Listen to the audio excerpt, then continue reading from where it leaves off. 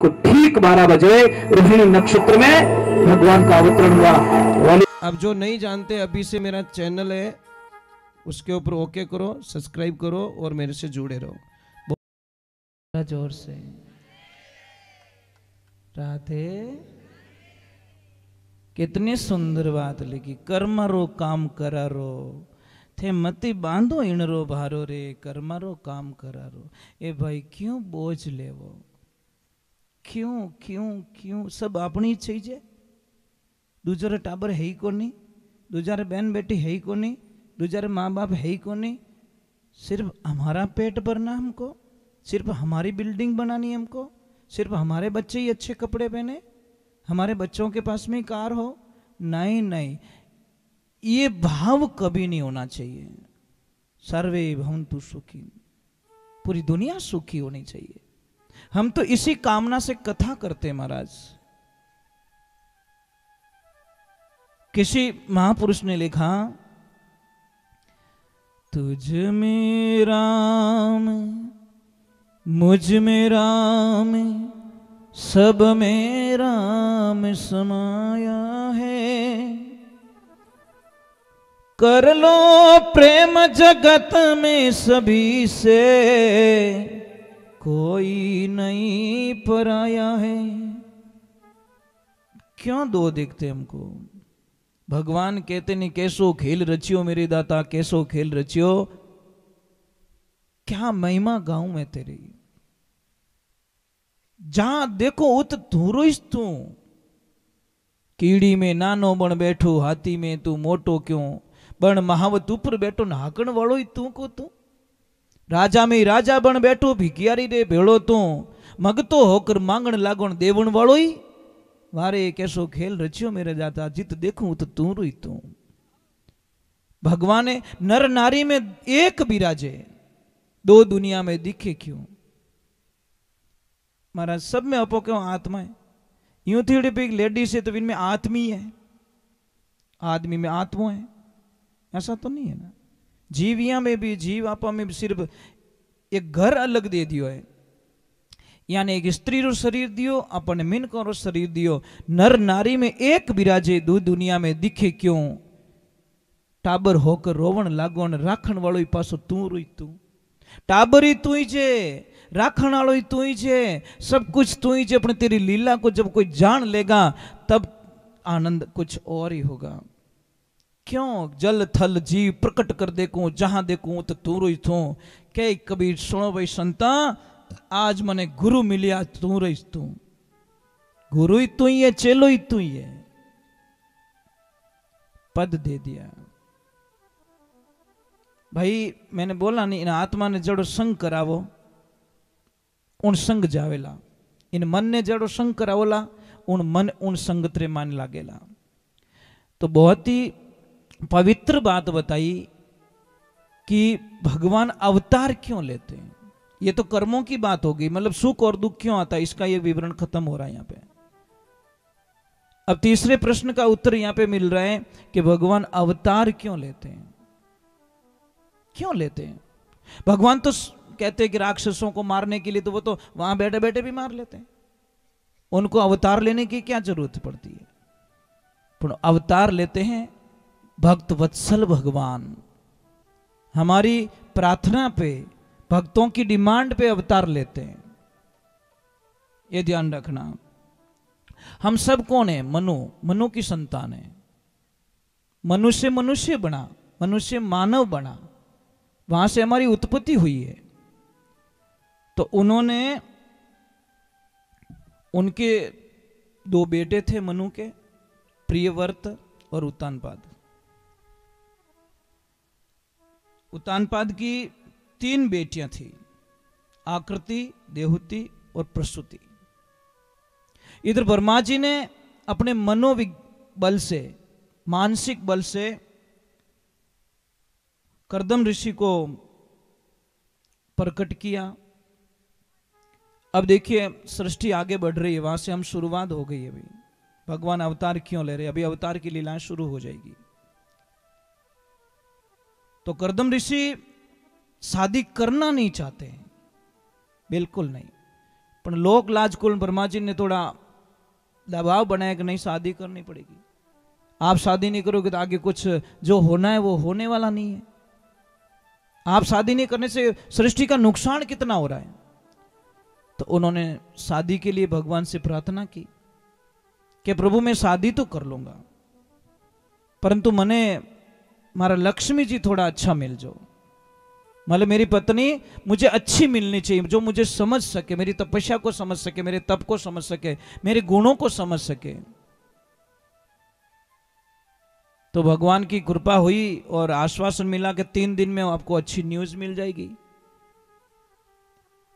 इधर भगवान मनु उत्तानपाद जी और जाते हैं कर्दम ऋषि के द्वार पे, अपनी बेटी बीच वाली जो बेटी थी देहूति उसको लेके जाते हैं, और जैसे ही जाते हैं तो महाराज जी 3 आसन बिछाते हैं।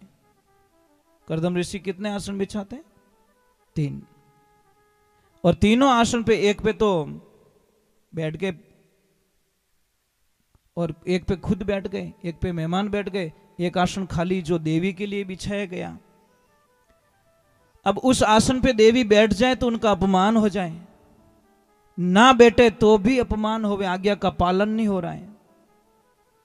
तो एक हाथ जो जिमणो हाथ है तो आसन माते रखियो और आप नीचा विराजगा, पति देवरी आज्ञारो ही पालन हो गयो और आप रो भी समान हो गयो। ये होती मात्र शक्ति, आपकी मर्यादाएं होती है। पति का अपमान भी नहीं होना है और उनकी आज्ञा का पालन भी हो जाए। तब उन्होंने परीक्षा ली थी, इसलिए मन में थोड़ा विश्वास है कि हमारो साथ निभा सके। जैसे शादी होने लगी, 3 फेरा फिरिया और एकदम याद है वहां पे रुक गए, स्टॉप कर दिया। कर्दम ऋषि बोले नहीं, मैं एक वचन तो भगवान से लेना भूल ही गया कि प्रभु अगर आप मेरे बेटे बन के आओ तो मैं चौथो फेरो फेरो निद्रा में निबड़ो।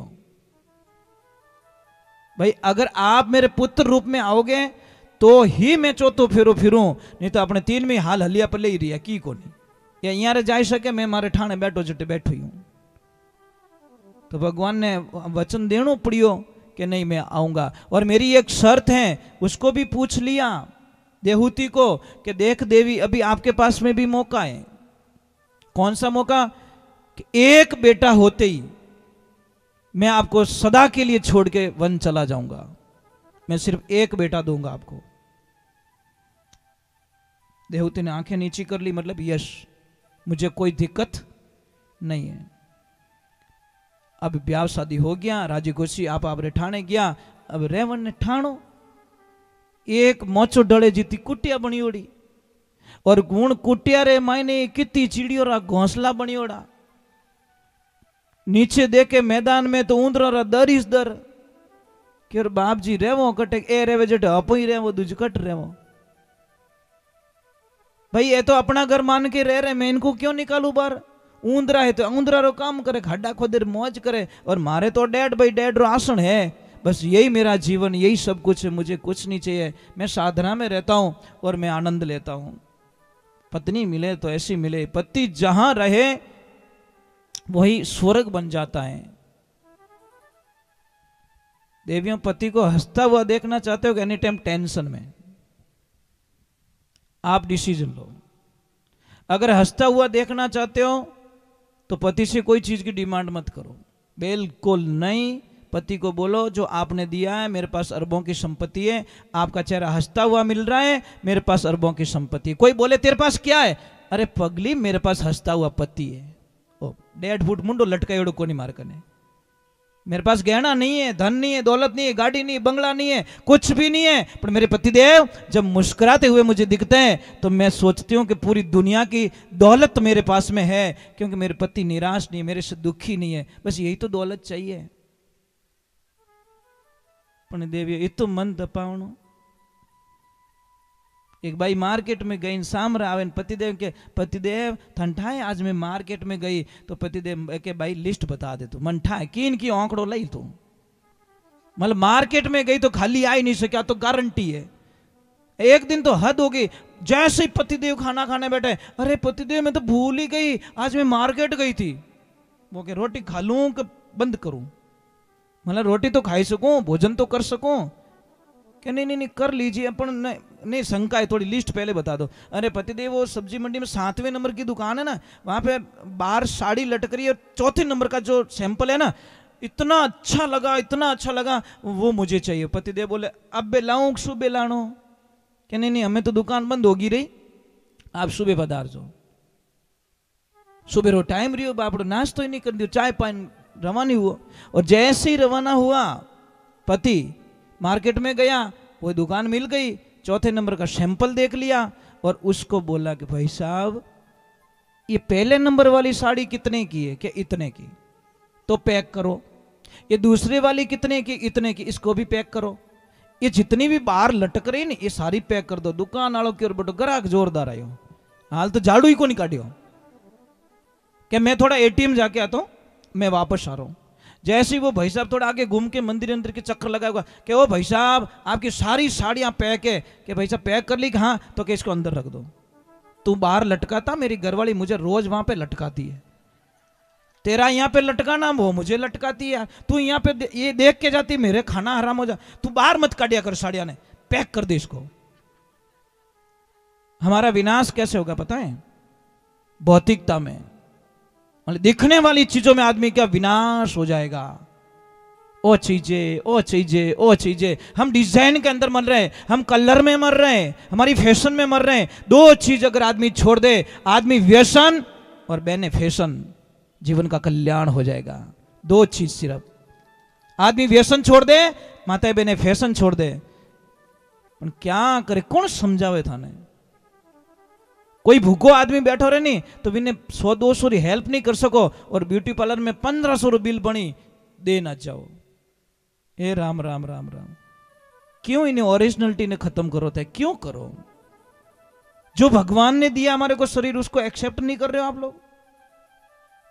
ये घोड़ो जो को ऊंटड़ा देख नाराज हो गयो, बैठो के ऊंचो दी के मारो, इन्हें गर्दन ही लंबी, मैं नहीं खाऊं जो खा जावे। गयो भगवान कने कि प्रभु ना इंसाफी मत करो। कि क्या? कि ऊंट ने पग दिया जो को मनी दो।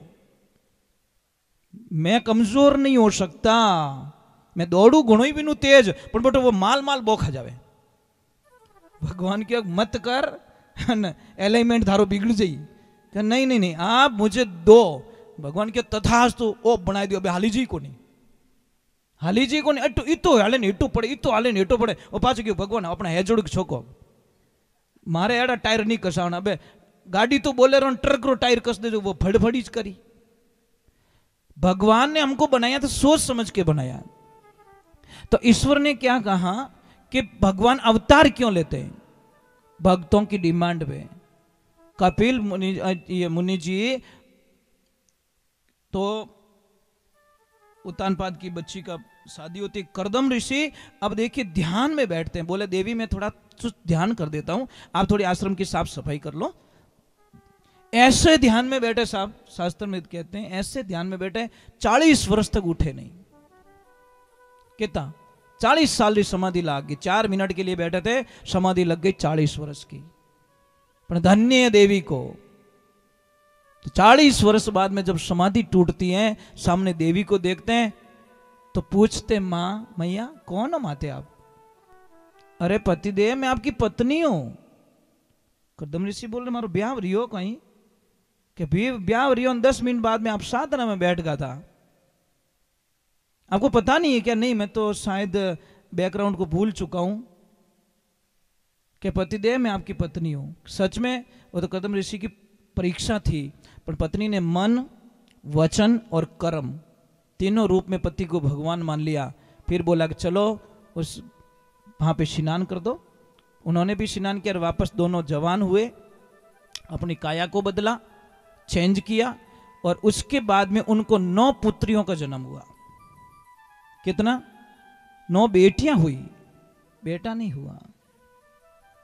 आखिर में भगवान ने पछा आनो पड़ियो 10वां रूप ने, कपिल मुनि रे रूप में भगवान ने अवतार लेनो पड़ियो।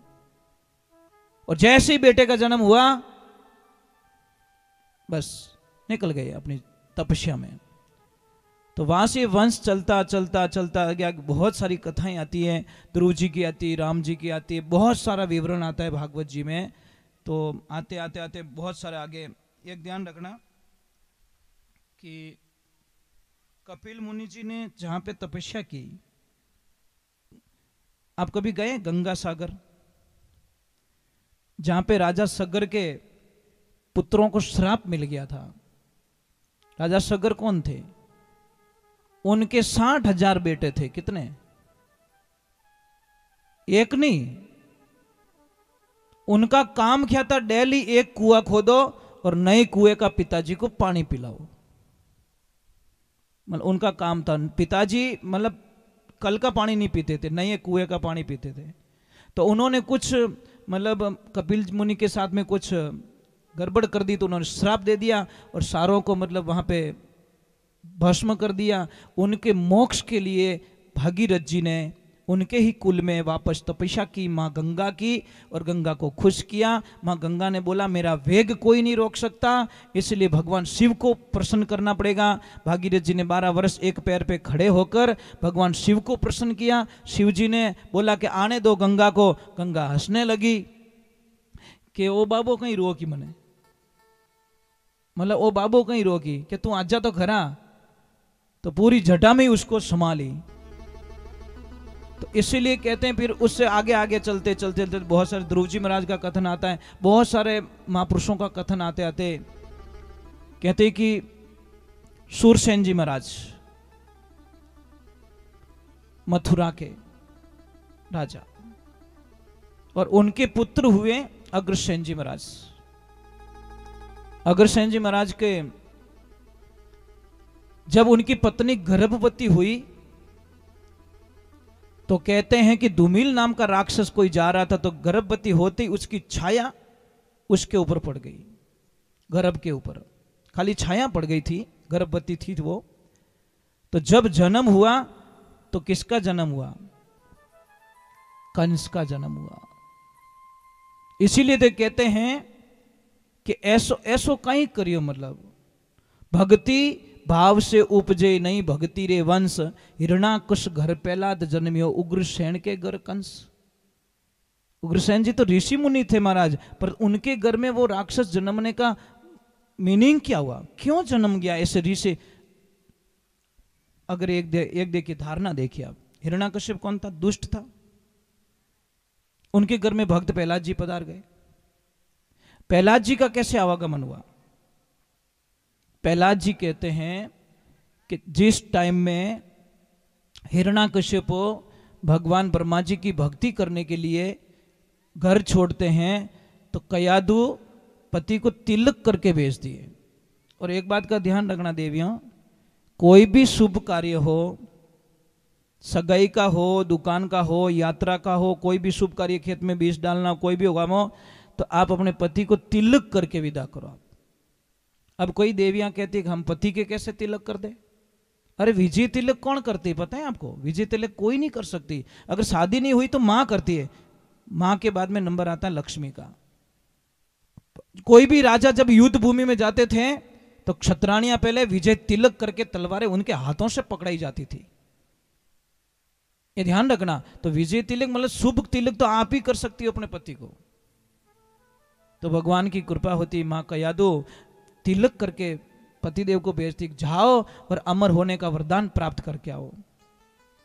और जैसे ही हिरण्याकश्यप जी जाते, घोर जंगल में जाके तपस्या करते हैं, ओम ब्रह्मदेवाय नमः, ओम ब्रह्मदेवाय नमः जप कर रहे हैं। पास में कोई तोता आता है मायावी और वो पास में बोलता है ओम नमो नारायण, ओम नमो नारायण।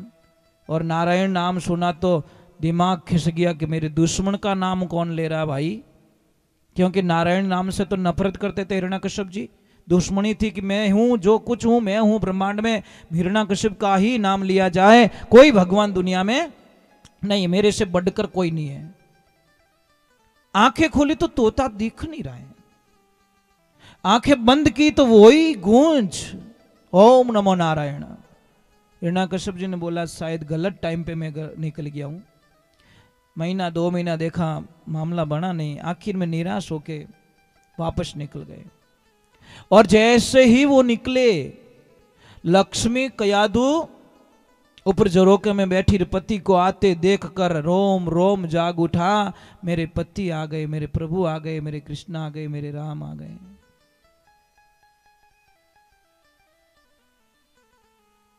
आप खुश होते हो? पतिदेव आवे तन खुशी रेवे के फोन माथी ज पूछो कि लेता आई जो सब्जी मार्केट में आंबा लेता आई जो। आप घर ही नहीं पहुंचो हाल तो। देवियों इतना भाव होना चाहिए कि पति आ गए, पति आ गए, पति आ गए। इतनी खुशी। सहेलियों को बोला जल्दी करो, थाल सजाओ, गीत गाओ, मेरे पति आ गए, परमेश्वर आ गए। और जैसे हिरण्यकश्यप जी गेट पे आते, ध्यान से सुना, इस कथा में बड़ी ताकत है। जैसे ही गेट पे, माता बहनों विशेषकर आपके लिए, जैसे ही गेट पे आए, थोड़ी आवाज बढ़ो उसकी, गेट पे आए और कयादू ने पहले उनको प्रणाम किया और प्रणाम करके उनकी आरती ली, जो भी लिया, और प्रेम से पूछा क्या ब्रह्मा जी मिल गए? हिरण्यकश्यप ने मना कर दिया कि नहीं नहीं देवी, नहीं मिले। तो पतिदेव आप तो संकल्प के पक्के हो, आपका संकल्प तो इतना है कि किसी का भी ध्यान डिगा सकता है, और आप इतने कच्चे कैसे निकल के? देवी मैं कच्चा नहीं हूं, परंतु मेरी मजबूरी हो गई कि मैं जैसे ही ओम ब्रह्मदेवाय का जप करता, कोई न कोई मायावी तोता आता और वो पास में आके जोर से बोलता ओम नमो नारायण, ओम नमो नारायण। हे देवी ये मैं नाम सुन नहीं सकता। और ये नाम जैसे ही कयादू ने अपने पति के मुखारविंद से सुना, वो मंत्र मुग्ध हो गई, आनंद में चली गई। वारे मेरे प्रभु, वाह मेरे इष्ट, आपका नाम मेरे पति ने भूल में लिया, परंतु लिया जरूर इस जबान से, मेरा जीवन धन्य हो गया। ये लेना नहीं चाहता, सुनना भी पसंद नहीं करता, पर आज इसने भूल में लिया है, लेना नहीं चाहता है। पत्नी बड़ी चतुर थी महाराज, बड़ी चतुर। किनकनु पया या निकलवाना रहनी तो वनोरी वडई करनी। अरे हेठ जी बड़ा दयालु है, ये तो बहुत करोड़पति है, अच्छो अच्छो ने बारे काट दिया, यूं कर विने इतु चढ़ावणो ले रे धार किते चाहिए वट जान विने जिनको पया विने के अरे वो तो देवालियों की नहीं दे सके, वो के लट सही जे कहीं भाग यहां से। तू पैसे लेने के लिए आया कि मेरी निंदिया करने के लिए आया? तो अब कयादू ने बोला मौका है, लॉक खुल गया है, और अब मैं राज नहीं करूंगी तो मेरी बड़ी गलती। फिर पानी पिलाया, गुड़ दिया और बोला पतिदेव बताओ ना वो तोता क्या बोल रहा था? अरे मैंने बोला लक्ष्मी ओम नमो नारायण, ओम नमो नारायण, ओ ऐसे बोल रहा था क्या? मैं तो भूल ही जाती हूँ। अब उसने बोला आज तो बड़ा मौका है कयादू, तेरी लॉटरी लग गई। अंदर गई, मन पसंद प्रसाद बनाया, मन पति को क्या पसंद है बनाई, थाल परुसा, सामने बैठी बाजोट के सामने पानी लेके बैठी और जीमने लगे और पूछ लिया पतिदेव बताओ ना उस तोते ने क्या बोला? अरे मैंने बोला ओम नमो नारायण, ओम नमो नारायण। ओ ऐसे बोला क्या? वो तोता भी है ना। निंदिया किसकी कर रही है? पर बोलवा रही अपने पति से। संध्या काल हुई, पति पत्नी का मिलन होता है और पूछ लेती पतिदेव बताओ ना वो तोता क्या बोल रहा था? अरे कयादू मैंने बोला ना ओम नमो नारायण, ओम नमो नारायण। और उसी वक्त में उस अज्ञानता के कारण भूलवश एक माला पूरी हो गई। किसकी? हिरण्यकश्यप की। 108 नाम पूरे करवा दिए और उसी वक्त में गर्भवती हो जाती हैं और हरि नारायण का अंश अपने गर्भ में बुला देती हैं और भक्त प्रहलाद को जन्म दे देती। महाराज क्या नहीं कर सकती देवियों, आप क्या नहीं कर सकती। ऐसी मां जिन्होंने महाराणा प्रताप को जन्म दिया, ऐसी मां जो शिवाजी को जन्म दिया, ऐसे ऐसे वीर योद्धाओं को जन्म दिया, क्या नहीं कर सकती देवियां। वो भी देवी थी, आप भी देवी। पन्ना धाय ने अपने बेटे को कटवा दिया, उदय सिंह जी को बचा लिया। बलवीर आया था, कहां है उदय सिंह? कि वो सो रहे। सुलाया किसको? अपने खुद के बेटे को। आंख में आंसू नहीं आने दिया। पन्ना नहीं होती तो मेवाड़ का नाम निशानों मिट जाता, पर पन्ना ने अपने बेटे को मरवा दिया कि नहीं, इस वंश को बचाना, इस बीज को बचाना है। अगर ये नहीं बचेंगे तो मेवाड़ का क्या होगा? ऐसी ऐसी माताएं बहनें हो गई इस धरती पे। आज भी पन्ना धाय को हम गर्व से याद करते महाराज, क्योंकि उन्होंने काम ही ऐसे किया ना। और स्वार्थ आ गयो तो आप बेटा ने बचा लेती ने, उदय सिंह जी हमें कर लेती, ले मारनो ही तो नहीं, मार दे। परंतु देखो महाराज, उसको पता ये छोड़ेगा नहीं। तो अभी सूरसेन जी महाराज वहां है, वासुदेव जी उनके सुपुत्र हैं, कंस उनका अग्रसेन जी महाराज का पुत्र हैं। अब जैसे ही उसका जन्म होता है कंस का, तो महापंडितों को बुलाया जाता है, सबको बुलाया जाता है। तो सबने देखा तो ये बोला कि ये तो विनाश कर देगा, तुम्हारा राजपाट पूरा तहस नहस कर देगा, तुम्हारी बर्बादी लिखी जाएगी इसके हाथों। तो महाराज अग्रसेन जी महाराज ने आव देखा न ताव देखा, उस बच्चे को नदी में बहा दिया। सूरसेन जी महाराज आगे स्नान कर रहे थे, बच्चा आता है, बच्चे को ले लेते, बच्चे को बड़ा करते। अबे वासुदेव जी और कंस दोनों एक साथ में बड़े हुए। समझ में आ रही? पालन पोषण किसने किया? बस सूरसेन जी महाराज ने किया कंस का, वहां पे नहीं, वो अग्रसेन जी के महाराज के। इतना बड़ा पालन पोषण हो जाता है, पर उनको पता नहीं था कि मेरे ओरिजिनल पिता कौन है, ओरिजिनल मां कौन है, पता नहीं था। ये खबर मिलती है नारद जी के माध्यम से। महाराज नारद जी ने जाके उसको बताया, अरे तू यहां क्या कर रहा है, तू तो बहुत बड़ा राजकुमार है और मथुरा तेरी राजधानी है, तू उनका पुत्र है, उन्होंने तेरे को जन्मते ही नदी में बहा दिया था। महाराज उसने आव देखा न ताव देखा, उसने सेना बनाई, चढ़ाई की, मथुरा पे विजय प्राप्त कर ली, अपने पिता को कैद में डाल दिया। अब इधर भगवान की कृपा होती है, क्योंकि वासुदेव और कंस की थोड़ी मित्रता तो थी, अपने काका को भी भगा दिया राज से। अब जो देवकी थी, देवकी की शादी वसुदेव के साथ में करवा देता कंस। बहुत खर्चा करता महाराज, बहुत खर्चा, मेरी लाडली बहन, मेरी बहन, इतना खर्चा करता है कंस के जैसी कल्पना नहीं कर सकते आप। पर जैसे ही बहन को बोला कि नहीं ये भाई जाएगा छोड़ने के लिए, पर जैसे ही रास्ते में जाते हैं महाराज आकाशवाणी हो जाती है, कंस क्या कर रहा है? अरे जिस देवकी को तू छोड़ने के लिए जा रहा है, उसी की संतान, 8वीं संतान तेरा काल बन जाएगी, तो तेरी मौत का कारण बनेगा। एक सेकंड में कंस की आंखें लाल हो गई, एक सेकंड में लाल हो गई और उसने तलवार निकाल दी। महाराज ना रहेगा बांस, ना बजेगी बांसुरी, में देवकी को ही खत्म कर देता हूं। पर जैसे ही तलवार चलाने की तेरी वसुदेव ने हाथ पकड़ लिया। आप एक स्त्री को मार रहे हो, अपनी बहन को मार रहे हो, अरे पाप लग जाएगा तुमको। इससे दुश्मनी नहीं है तुम्हारी, इसकी औलाद से है। तो मेरे पे विश्वास करते हो कि नहीं करते हो? कि करता हूं। तो आप ऐसे कीजिए, मुझे और देवकी को दोनों को अंदर बंद कर दीजिए, जब तक हमारे 8 बच्चे ना हो जाए तब तक आपको मैं देता रहूंगा, हर बच्चा आपके हाथ में सौंप दूंगा, इसको मत मारो आप। और वसुदेव जी ने बोला कि आप में जितनी ताकत है, इससे 4 गुना ताकत मैं रखता हूं। मेरे सामने अगर मेरी पत्नी पे कोई तलवार उठाएगा तो मैं मेरी मित्रता को भूल के तलवार से बात करूंगा। तो कंस जानना था कि ये मेरे से निपुण है, मतलब ये कुछ भी कर सकते, मारो तो पत्तो ही नहीं लागने दे। कंस बुद्धिमान भी था वापस। और जितने बड़े बड़े राक्षस, महाराज रावण को देख लो, कितने बुद्धिमान थे, पर उनके अहंकार ने उनको कहां पहुंचा दिया।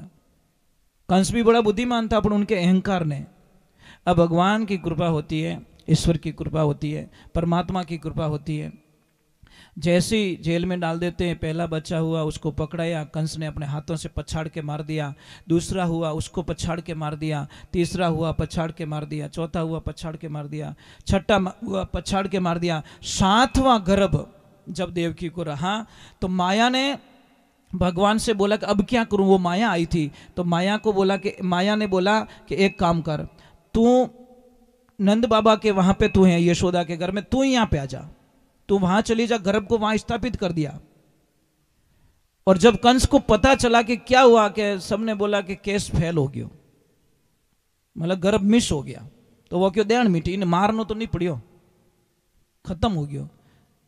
और जैसे ही 8वें पुत्र की बारी आई और जन्म होने की तैयारी हुई, उस दिन सारी लीला भगवान ने बदल दी महाराज। एकम 20 30 14 5 6 7 भाद्र कृष्ण पक्ष की अंधारी रात,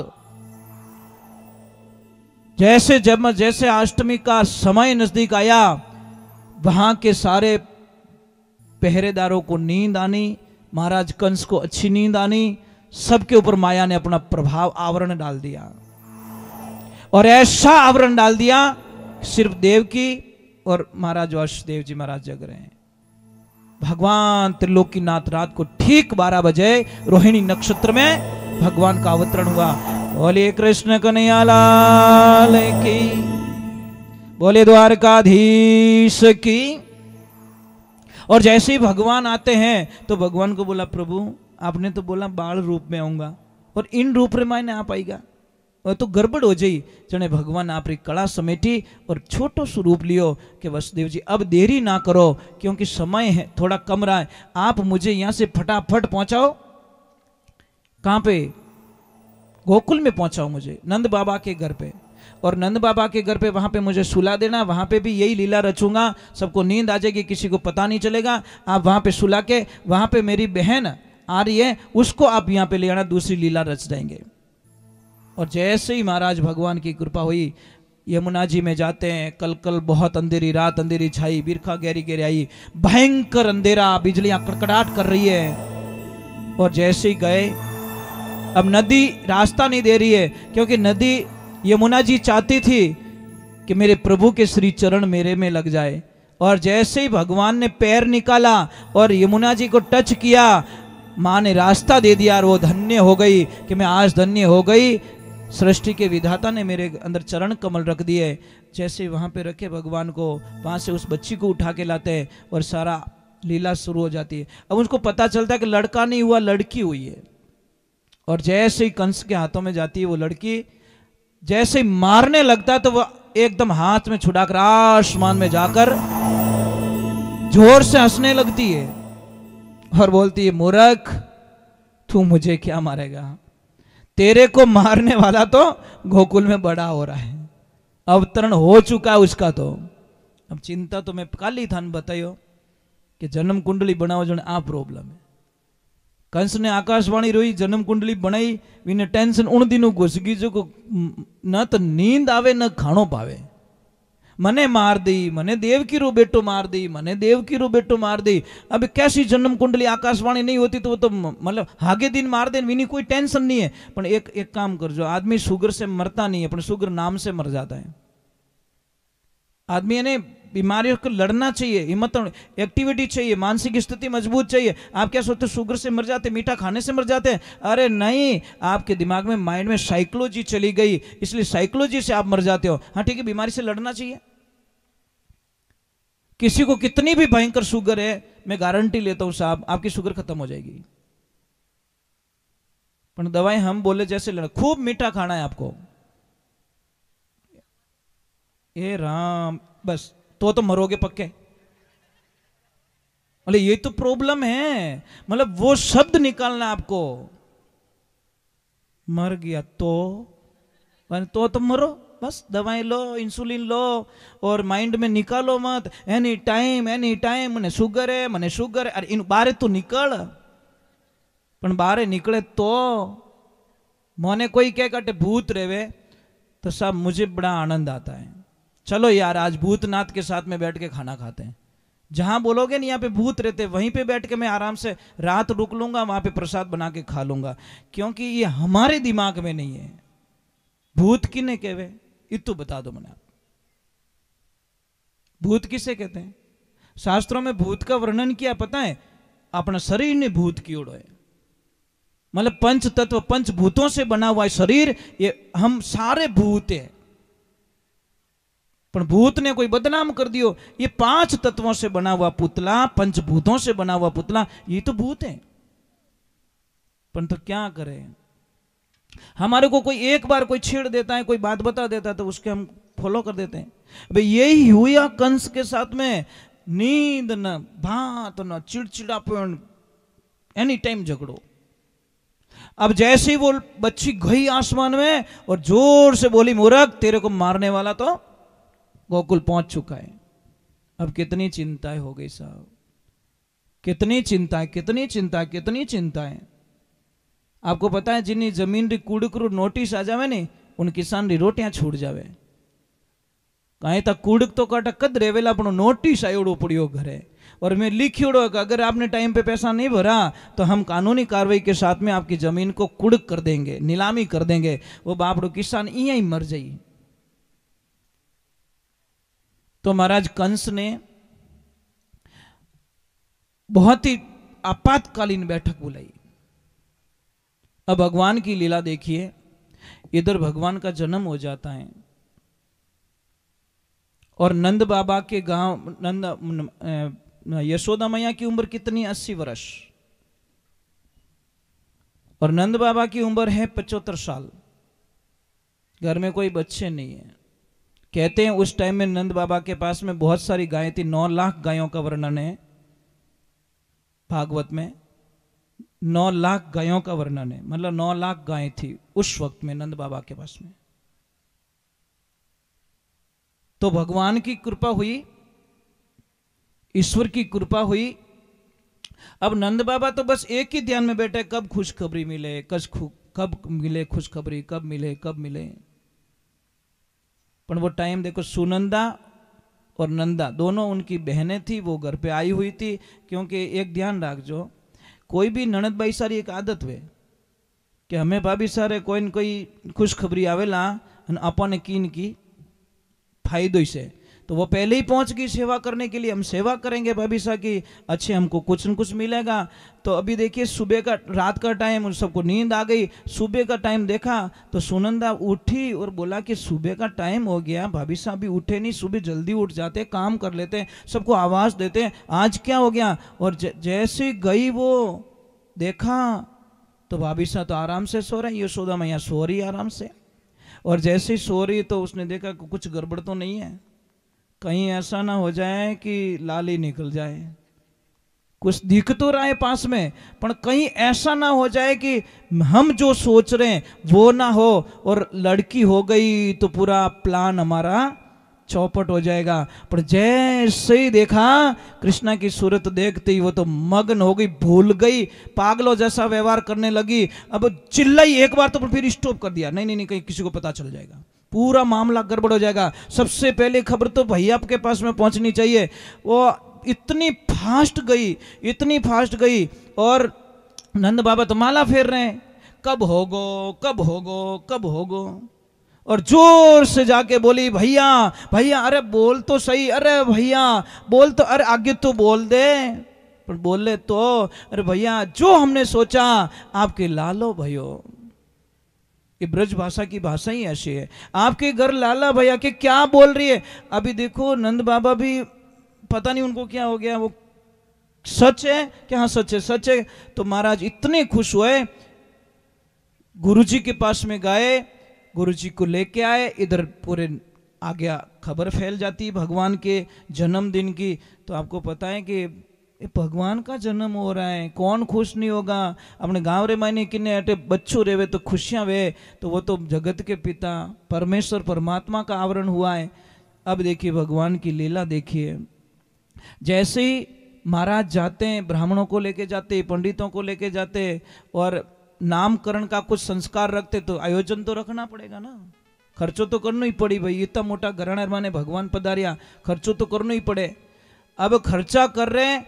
आपको एक बात बोल दूं, सारी देवियां तैयार हो रही है, बोलो जिनने हालनी हरदा नहीं है वो भी श्रृंगार कर रही है। कोई काजल काटे, कोई डुप्लीकेट चोटो लटकावे, कोई कहीं कर रही, कोई मतलब बस तैयार होना, बस भगवान भावड़ी होगी सब, शुद्ध बुद्ध खोना इसी को तो कहते हैं। अब तैयार होगी, आनंद आ रहा है, क्या कोई क्या कर रही है, कोई क्या कर रही है, कोई नाच रही है, कोई गा रही है। फंक्शन तो चालू हो गया।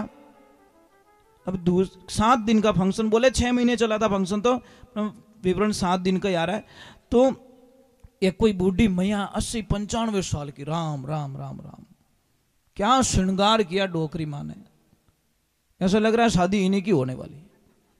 एकदम बढ़िया श्रृंगार करके, मुंडा में दांत तो है ही को नहीं। और वहां पे तो फंक्शन चल रहा है, कोई क्या फेंक रहा है, कोई मिश्री फेंक रहा है, कोई माखन फेंक रहा है। अब देखना, जैसे ही मैया जाती है, मैया को पता नहीं क्या हुआ है। और ब्रज की एक भाषा है, आप तो क्या वो कहीं रियो, और वो माताजी जाके जोर से बोली का भयो, और का भयो तो मुंडू फाट गो, और मुंडो फाट्यो। एक कोई गोपी कोई मस्करी वाली, और माखन रो डलो लियो फेंक्यो जोर माताजी रे मुंडा में। माताजी के ओ मामलो ठीक है, दांत तो है को नहीं, पण आपने खुराक मिल गई।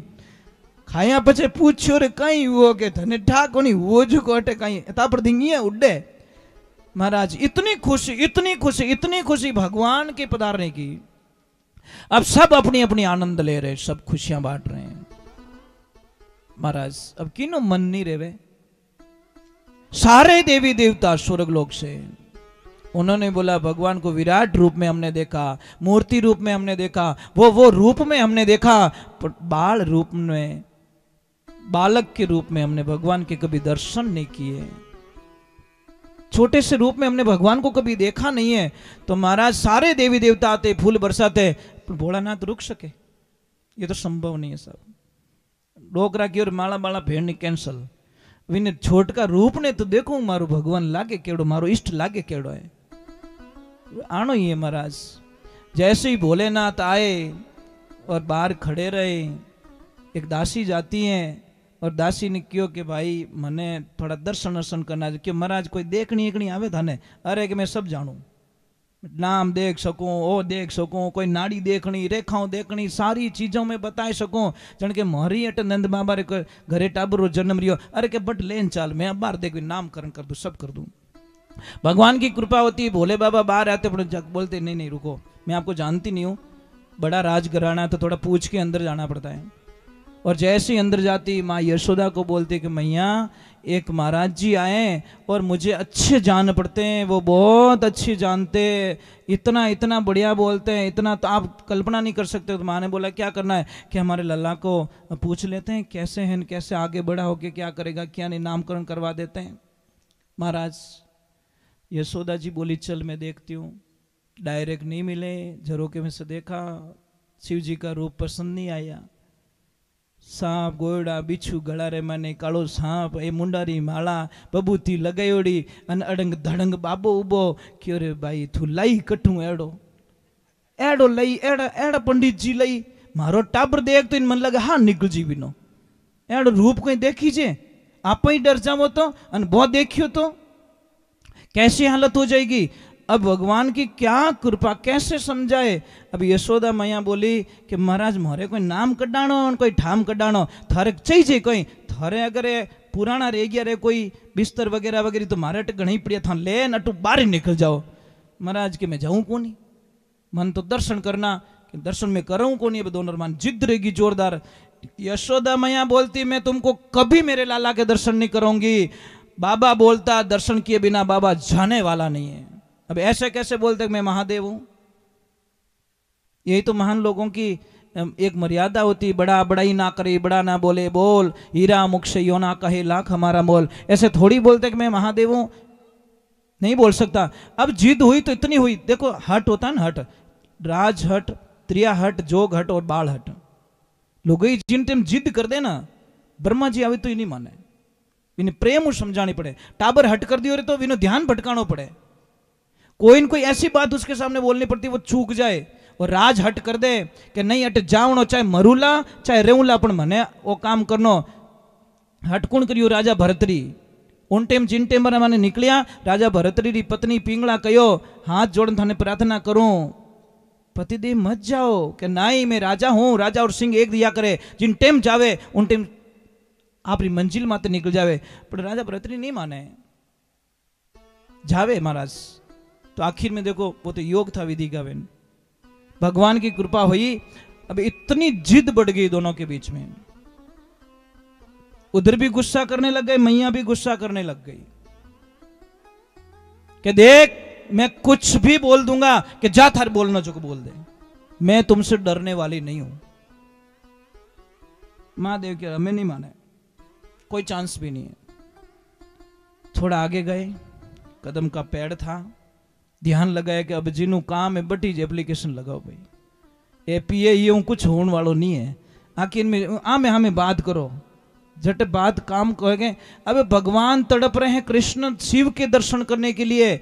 एक ध्यान रखना, कृष्णा को अगर खुश करना है ना तो भगवान शिव को खुश करो, तो ही कृष्ण के दर्शन हो सकते। राम के दर्शन करना है तो भगवान शिव को खुश करो, शिव खुश हुए तो राम मिलेंगे। राम अगर शिव को पाना है तो राम और कृष्ण को खुश करो, शिव मिलेंगे। नहीं तो आप डायरेक्ट अंतर ध्यान लगाया और भगवान नारायण को याद किया। क्या बोले?